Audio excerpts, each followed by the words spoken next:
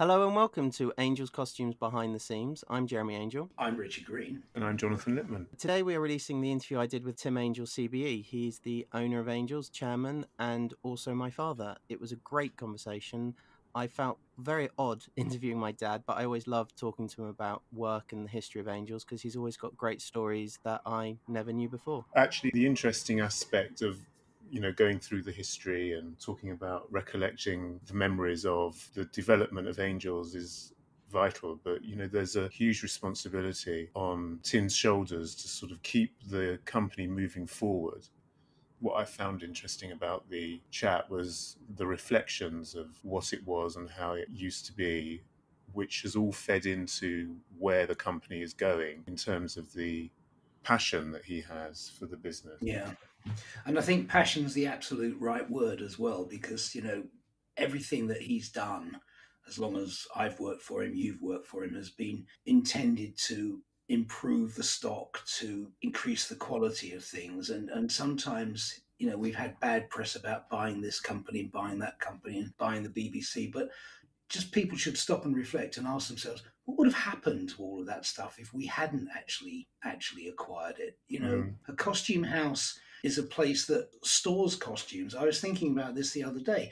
Back in 1999, before we moved to Hendon, we had this exercise where we sized every uniform. Every uniform had a little blue tag gimbaled to it with its size on it. We've still got uniforms hanging up here that have still got those blue tags. They've never gone out. Now, they will go out. There will be a point where somebody will want those uniforms, but for 20 years, Tim, Angels, have paid to store them, keep them, look after them. And, if costume houses like us, Theaterkunst in Berlin, Conejo in Madrid, didn't exist, where would these costumes come from? I think it's an interesting one, which is people don't realise is if you're going to do a film with 100 Victorian costumes, you need to get them. And it comes up in some of our interviews. People didn't know about Angels. So outside world, people just don't know about it. So where do they think it does come from? It's always an interesting point. Yeah, and if you're shooting a scene with 100 Victorian costumes, you probably need to access twice that number to accommodate sizes and characters and all of those things, colours. Well, that's what makes the structure a unique resource, because the speciality is the scale and the size and the variety that exists within the warehouse and the structure of how the company is organized. It's very much down to how he sees us achieving as a business the lion's share of any production that requires costume, because of what we can offer and the facilities that we can extend to a designer, a customer, of which 90% of our customers are designers. Of course, there's the percentage that come in from the public for what we call fancy dress, but themed costume. But essentially, we're very aware of who our market is, and we play to that. Our strengths are to play to that market. Yeah, and Tim says in the interview about improving the stock. We bought a German costume company that was for sale, so we have that sort of European side together with the French company that we have. We bought American stock, so it's not just English costume pieces that exist. We have costumes which will work equally well for a European production or an American set production. And people that know that use us accordingly and use us properly. For that very reason, they know that this is a unique resource that can offer them something that they wouldn't be able to achieve either by trawling through vintage second-hand shops or, dare I say, other suppliers. Yeah, well, you just did. You did. You just did. I just did. You both have been at Angels for 2 moves. It might even be more. I apologise. I thought you were going to say too long. Yes, 2 moves. Moved from Shaftesbury to Camden and then Camden to Hendon. Yep. With those moves, how does that work with the customers and the work? Because that has to be crazy to juggle moving an entire warehouse and keep the work still going and keep the customers happy at the same time. Hang on a minute. It's not 2 moves. It's actually 4 moves. First of all was the fire. Yeah, and I didn't even mention that with Dad, actually, the fire. Yeah. Which was a huge logistical exercise. logistic operation. Shipping it or cleaning it. We were working in, oh my God, we were working in garages across the road. We were working in a hotel. We were working in basements. Yep. Oh, it was a nightmare. Then there was the shift. Linton House. Well, that makes it 5 because the Linton House was massive. Then there was the shift to Camden. Moving all the costumes back from Paris. Then the acquisition of the BBC was a huge operation. So what do you want to know, Jeremy? Yes, it's been a piece of the proverbial. And actually, that's probably what's kept both you and me sane here. Challenge. Is the fact that every so often there has been some major shift that has either expanded the role or focused the role in a sense that Do you remember? I mean, Tim was away, but there was a point where he wanted us to move the military department at Camden to the ground floor and the men's department from the ground floor to the second floor, and we started to do it, and he came back. And he came back halfway through. Never mind how the customers felt about the disruption. My ears still ring from his first reaction, where there was like stuff all over the place. And it was just at that point, it was the tipping point. It was about to swap over, and he came in as he so often does, and went, "What's that?" So more than 2 moves, Jeremy. And the answer is, and Vanessa talks about this in the interview that I did. When we moved up from Camden to Hendon, basically there was a tiny, small skeleton staff of people at Camden at the end with just, a few costumes and empty corridors, empty rooms. It must have been difficult. How did you deal with the fact moving a stock and keeping the show still going? There's probably a separate program about the fire, but the day of the fire, Berman's very generously, I think, let me go down to their place in Irving Street and phone all of our customers because we weren't allowed in the building. We had shows going out, and famously there is one French Canadian wardrobe supervisor who is no longer with us, who basically said, "I don't care about your problems. I need my uniform." He said it slightly more strongly than that, but. Basically, the customers know that we're moving. We don't just sort of disappear overnight. So it's kind of, you just reach the accommodation. But the day of the fire, I was just ringing people at Granada and BBC Birmingham and the centre going, bit of a problem here. We hope you've been enjoying these interviews. We love getting any feedback you might have. Please send us any emails to podcast@angels.co.uk. You can follow us on social media. We're on Instagram, Facebook and Twitter, Costume Podcast on all of those. And our website is www.angelsbehindtheseams.com. And here is my interview with Tim Angel. Today I'm talking to Tim Angel, who is the chairman of Angels Costume, who's been working at Angels for over 50 years now. And aside from other things, he's also my father. So good morning, Tim. Good morning, Jeremy.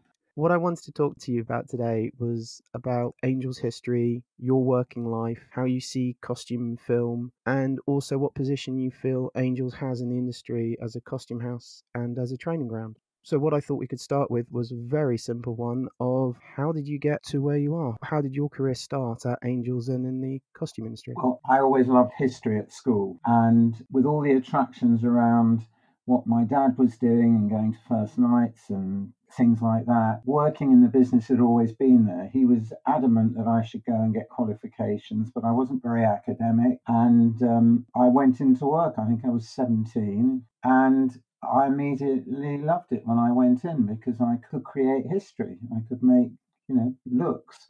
The business when I went into it was nothing like it is today. We probably had about 10 people working there.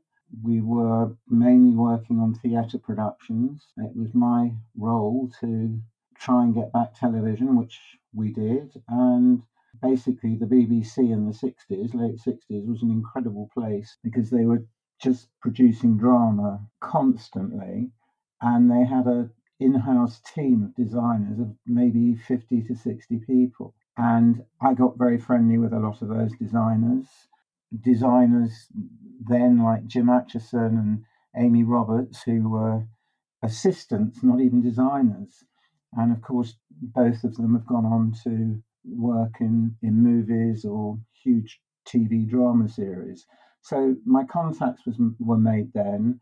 My training was started then, and I worked my way up from the bottom, and I actually loved every minute of it. Which was your favourite production to work on out of what you sort of cut your teeth on? Two different answers. The first production I ever worked on was an amateur musical called Paint Your Wagon, which was a cowboy musical, and it was for St Austell Amateur Operatic Society. Probably one of the first television programmes I worked on was a BBC production called The Aeneid Line, with Anne Stallybrass, Peter Gilmore, and it was all about a Victorian boat, and that was great because the one thing I always loved about doing costume wasn't doing costumes that look brand spanking new. I love creating characters, really old, tatty people, because they felt real. Telling a story through what they were wearing as well.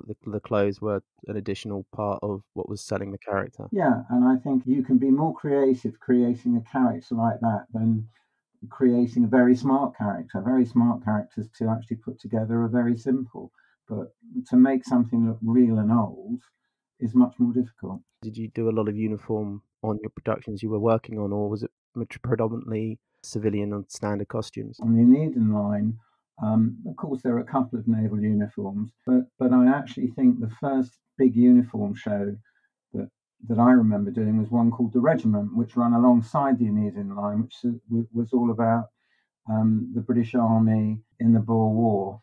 And I did uniforms as well. But in those days, as I say, we had very few people working there, and we had maybe 3 people in the men's department, and I think 2 people in the ladies' department, and 3 people in the alteration room, a tailoring room with 2 or 3, and a ladies' making room with about 3 people. So we had very, very small staff in Shaftesbury Avenue, in one building in Shaftesbury, 2 buildings in Shaftesbury Avenue. And we had outhouses where we stored clothes. With uniform, did you like the challenge? Did you find uniform when you had to do it as a challenge, or was it something you got all that detail and everything was something you really enjoyed, and it was something that you could just pride yourself on, you knew exactly right and you could help out perfectly with it, or was it something you were scared and wanted as much help as you could get? No, I don't think. I think uniform's much easier than anything else, actually, because it's either right or wrong, and you follow a set of guidelines, and that's it. I don't claim to be a military expert, but I used to do police uniforms and period uniforms, and I'd get books. I'd look in the books, and there would be the pictures of what you had to replicate. So no, it didn't phase me out. It was just another part of doing costume. Probably much easier in those days than doing costume, because someone wanted 50 or 60 guards uniforms, they were all the same. You just had to make sure they fitted. Someone wanted 50 Victorian workers or Victorian smart people, they all had to be different. Angels has been through so many changes since you started. I mean, it was at Shaftesbury Avenue, as you said, to begin with, and then when we moved to Camden, then we're now based out of Hendon.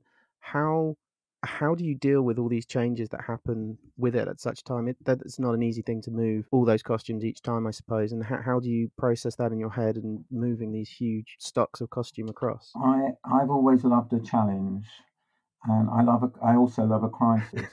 Moving costumes around, I actually probably learned from my dad, because he was very good at organising. I mean, going way back when we had different moves going on.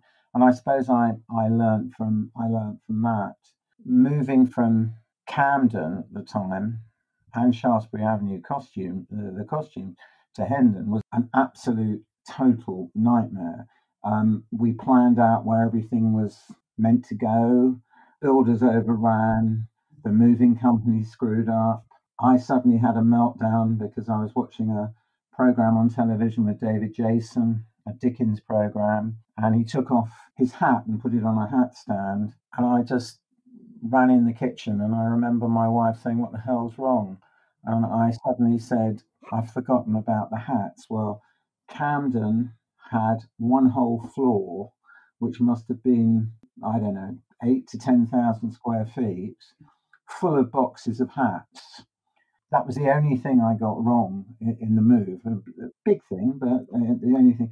But we sorted it out. And I think the other challenges with what Angels has done since I've been there is we've tried to adapt to suit the times. I think the world of costume changes all the time.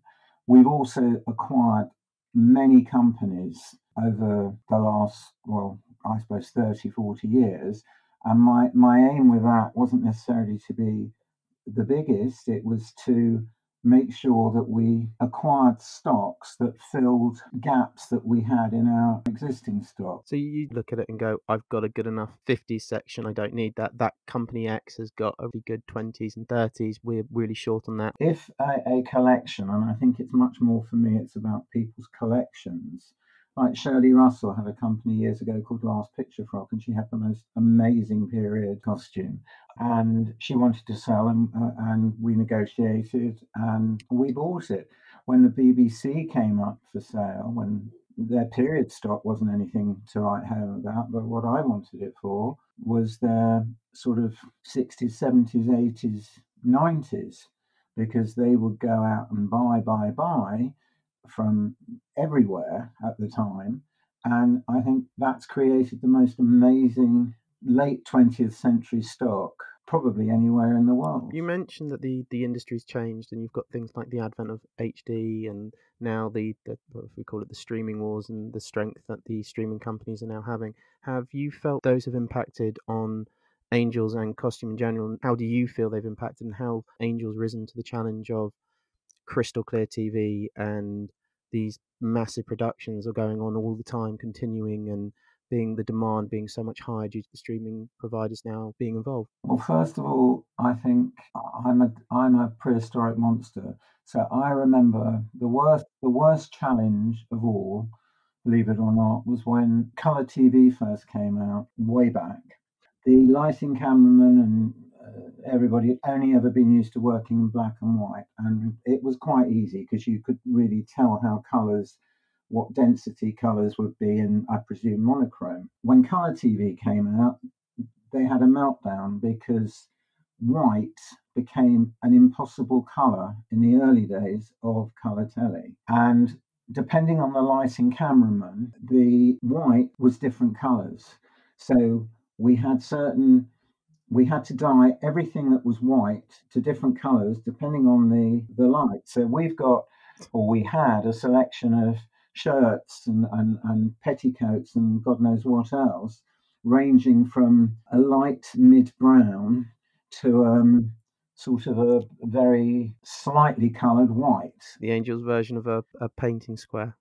All the different colours to choose from which paint. One after the other. And, we even had period collars made when we were doing a show called The Palaces, and they had to be made not in white. So it became a nightmare. So that was problem number one. I think when the other thing, which I think is a costumier's nightmare, is CGI. That hasn't helped because production can take 20 costumes and make them look like 300. HD, yes, I think has made a difference, but you've got to realise we've been doing costumes for film, and film was pretty high definition. Yeah, telly, you can notice everything, but that to me wasn't so much of a challenge as when colour telly started. You mentioned several productions, and you've also mentioned the reaction you had to seeing David Jason take a hat off. Do you actually, doing what you've done and doing what you do you actually still get enjoyment from watching these huge epic period dramas or military pieces on TV or film, or does it affect your enjoyment knowing costume the way you do? Does it affect the way you watch a film? Yeah, yes and no. I get a tremendous kick if I watch a film that we've been involved in, or a TV series that we're involved in that people are talking about. If I go up to the West End and walk round Leicester Square and I see all these films we worked on, or walk down Shaftesbury Avenue and see all these theatre shows we've worked on, it makes me very proud and it gives me a tremendous kick. And actually, I love what I do, I always have done. And my work is really a passion. I very much care about costume, and I also very much care about how people get into the costume world. What that actually leads me on to is one of the questions I had for you, which was about training. And Angels does have a recruitment and a training program that Jonathan has already spoken to Shelley about in great detail. But why do you think the program is so important, and why have you, as well as Shelley, championed it and spent so much time honing it and setting it up? First of all, I never went to university. In my day, no one needed to go to university. You got a job and you got your hands dirty and you started from there and worked your way up. And for working in one side of the costume, I still believe that is the only way to do it. Probably, I don't know, 20, 25 years ago, I remember, because I take my dogs to work, or my dog in those days, we were in Camden. And I was walking around past one of the schools and seeing all these kids from, very disadvantaged backgrounds. And I thought, we could actually, they probably don't even know what we do, but what we do is very sexy. What we're looking for is someone that likes dressing up, making clothes, playing with soldiers, whatever. So I tried through the government, well, first of all, through all the local schools, whom we wrote to each one and offered training, coming in and talking to them. Not one of them was interested, no one replied. And then at the time, because I was chairman of BAFTA, I was quite involved with government, and various cabinet ministers, including the Minister for Education, came round and I had to explain. Anyway, we got nowhere. And then we came up with the idea. We'd already always had a training program for our costumiers, but we thought we'll turn this into an apprenticeship scheme, which again wasn't easy, because in order to get the apprenticeship scheme validated, we needed to get a university to back it. Anyway, that side of things Shelley dealt with, and I obviously let the money come in, and we started running a very, very good apprenticeship scheme. And I remember the first time we did it, I was adamant that no one that had gone on a university, who had gone to university, and I think that was the condition that the government set down for these apprenticeships at the time, could apply for it. And we actually managed to get it on TV and in the newspapers, and I think we had about 1,000 replies. And we went through all of them. The managers and myself went through them, and we whittled this down to about 200 or 300. Had a couple of open days, and the first intake of people, were trained up, went on set, learned how to do costume. And in fact, 2 of them still, of that first intake, still work for us, and the others are all out in the industry earning very good money as freelancers. And I think the gold standard of training is Angels. And I firmly believe that on the costume side, putting costumes together is not something that people need to have a university degree in left-handed glove making in Italy in 1420. You don't need that. Get your hands dirty, work in a costume house, be trained. You meet people, you build up a social network of costume designers, and either you stay working within a costume house or you go freelance. Now, on the other hand, working in the workrooms, be it cutting, ladies making, or men's tailoring, or even alterations, yes, then you need to go to a college and learn various skills. But what I tell everybody, when people come and ask this prehistoric monster for his advice, I tell them that being a costume designer isn't the be all and end all of succeeding in the costume business. On any film, any television production, there's one costume designer. But as part of their crew, there's probably 40, 50, if not more people. And if you've got the skills learned in a costume house like Angels, and you're trained, you've got all those skills. And for me, that I think is one of what we've done by offering this and making it possible for people to learn skills is we've created jobs for people that would never have even thought about going into the film business. And there's parts of the film industry where over the years nepotism, and coming from a family business, that's a ridiculous thing to say, but Speaking to your son. yeah, speaking to my son. But what I mean by that is that the costume department in days gone by, and maybe a little bit still, is if somebody lived next door to the film's director or a film's producer, and they said, "Oh, my sister's little Florrie wants to get into the film world," they'd say no problem, and they take them on, not paying them probably at the time or paying to work, and they put them in the costume department. Well, what could they do in the costume department?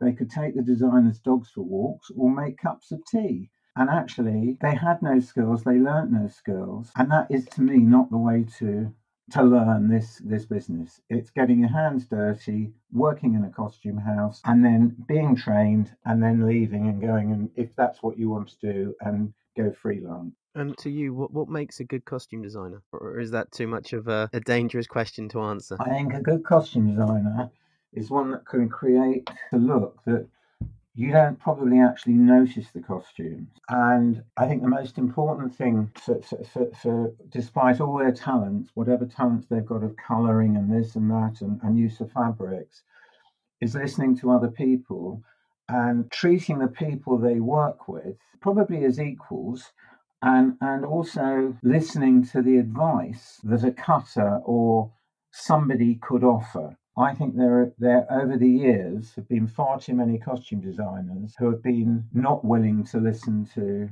outside input. Yeah, well, expert outside input. I mean, okay, they might well be the costume designer, but the cutter who's cutting a certain type of fabric knows better how that fabric what will happen to that fabric when they make it.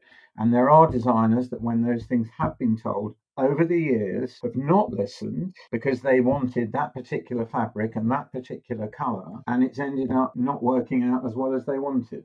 So I think listening to the experts that you're going to be using. But that doesn't mean that the experts should tell the designers how to do their job. I'm not saying that. No, they've got the designer has the vision, has the thought and the design in their head. But if they want to put something in the center of the body, but the cut or the fabric won't work that way, it needs to be higher up or something like that. Yeah. They need to listen to that input rather than just push ahead, and it might fulfill their design, but it actually doesn't make good costume. Is that what you're saying? Yeah, it won't actually fulfill their design because it's not going to come out looking like they want. We've covered quite a lot here, and I know we haven't even touched on Angel's history.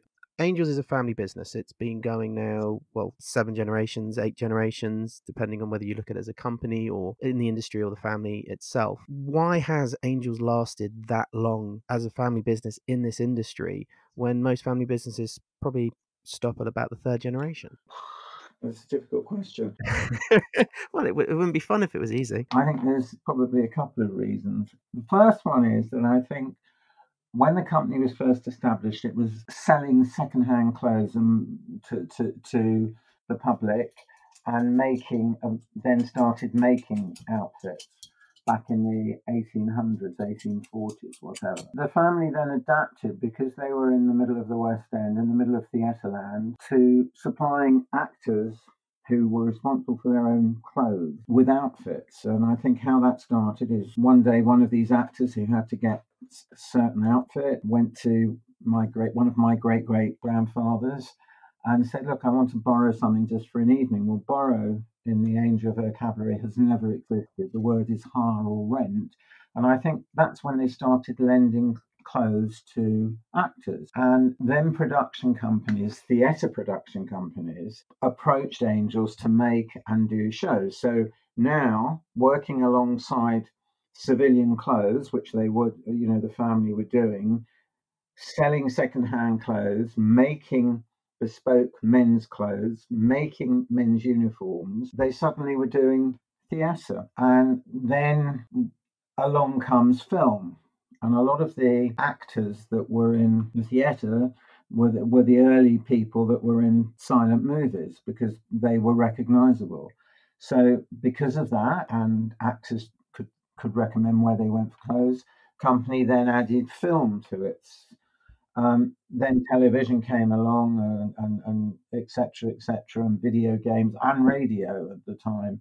But I think that the main thing is, why has it survived? I think it survived all the things it survived so far, despite the family, but also because of the family. I think the passion of certain members of the family and their drive to do whatever they wanted to do and change the direction of the business has been vital in the company, getting to where it is today. I mean, I can't believe, and I think there's only two of us at Angels that can remember what Shaftesbury Avenue was like. I mean, my kids, you might remember going down there. I don't even know if you do. I remember a few things. I remembering hiding behind your legs when I was introduced to Mark for the first time in the back offices where Mum used to work, and Martha in the accounts department. Okay. I remember little things like that. Your office. When I look back on what I went into and what's there now, it's just totally mind-blowing. And I think the thing is to adapt. And we used to have men's and ladies departments. We don't do that now. The clothes hang side by side. We've changed. I've adapted the way we run the business. And, with all the challenging times, we've managed to change, keep up, and improve our stock, and not just buying stock for the sake of buying stock. There has to be a reason why we buy a collection. It's not just to have more and more clothes, because we don't need more and more clothes. We just need the clothes that we're lacking.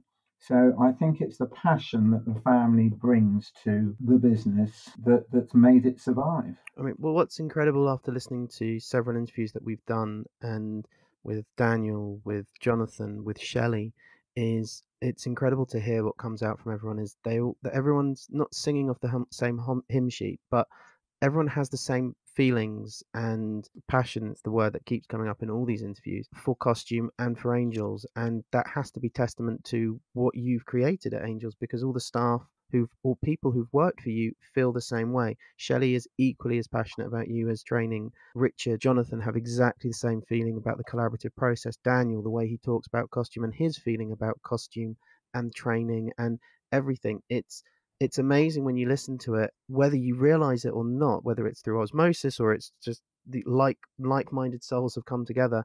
Everyone we have spoken to so far at Angels, all of them have the same drive, the same passion, the same feeling, and it's an incredible thing to listen to and to hear. And I know you don't take praise very well at all, and you don't like hearing it at all most of the time. But what you have built there, whether you want to admit it or not, you've also built a fantastic resource for the industry and for costume. You've got a warehouse that is the history of costume, for lack of a better phrase, and everyone who works for you and works with you has the same feelings about it all. An incredible legacy for myself, for Daniel, for Emma, for our kids. And I'm not going to sit there and go, how does that make you feel? But it's something.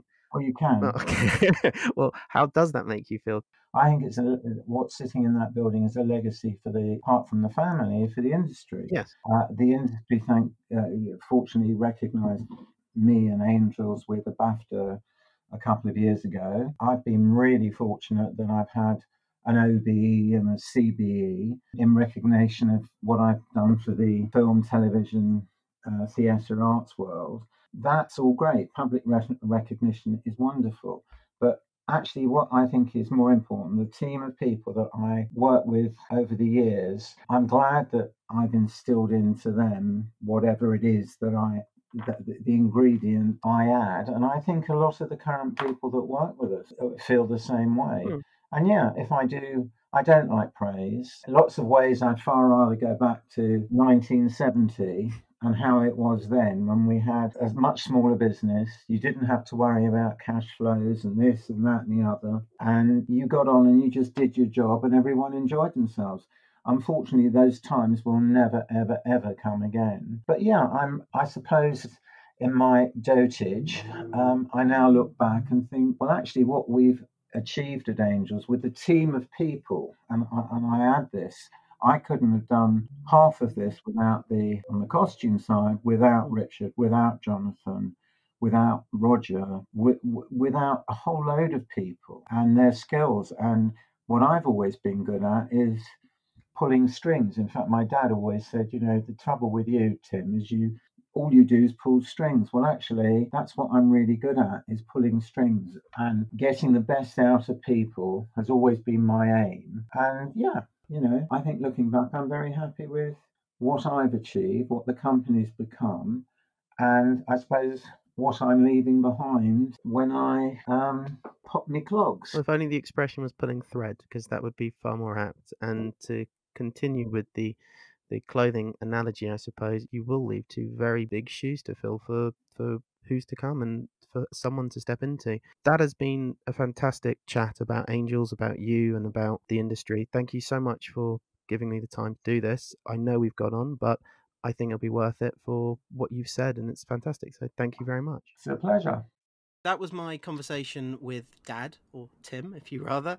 Or Mr. Tim. Mr. Tim. I always love hearing the stories everyone has about how Angels came and all the past, because the stories it's always useful to know what's come before. What used to be really nice for me was walking around the West End when we were in Shaftesbury Avenue with your grandfather, because we'd go out for lunch and we'd walk around sort of Covent Garden and things. And you go, there used to be a livery stable there, or that used to be this, or that used to be that. And it was a really insight into old sort of London theatre land. It was really nice. The next episode is Rich's conversation with Vanessa Lingham. She used to work for us, as you'll hear in the interview, as indeed so many people do. But she's now at Guildhall. She's one of their lecturers, heading up a costume course, and it's an interesting one because, again, we're talking about educating people and people getting into the business, and this particular group very definitely are focused on getting into the world of costume. So it's a good interview. I think what's interesting about the conversation with Vanessa is that it further displays the fact that it's an industry that has the capacity to take on many different levels of practitioner and roles, and Vanessa's made a decision to go down the route of being an educator for all the reasons that she's made that decision and gone down that route. It could be any number of reasons, but the fact is that there is a job for somebody to do that and to do it well, and in its own way, it feeds into the world that we all inhabit. Yeah, and she sees herself very much as a nurturer in that sense. And again, it comes out quite nicely in the interview. That they come into us in their first year just to see what a grown-up costume house is, and then of course they come back in their third year and they're actually working on production. So it's interesting. It's another interesting facet. I've heard how she converses with the students that she brings in when they have the shows that they costume, and the relationship that Angels has with Guildhall is quite strong and very long-standing. Yeah, and it's important to us. And again, we say in the interview, it's good that these people learn about us and get a chance to work here before they actually go out into the big wide world. Very much so. Yeah. We hope you enjoyed this week's interview. Here's a small sample of Richard's interview with Vanessa Lingham. The job role we're taught is costume supervision. However, the course isn't called that because ultimately we're trying to train students with a broad-based understanding of costumes. So it doesn't limit them necessarily just to come out to be supervisors, that if they felt when they graduated they still wanted to pursue design, they could. If they wanted to develop their construction skills, it also offers students the opportunity to do theatre and both film and television as well. We do train students in areas of textile artists, so if people wanted to think about doing breaking down and dyeing, so it covers quite a lot.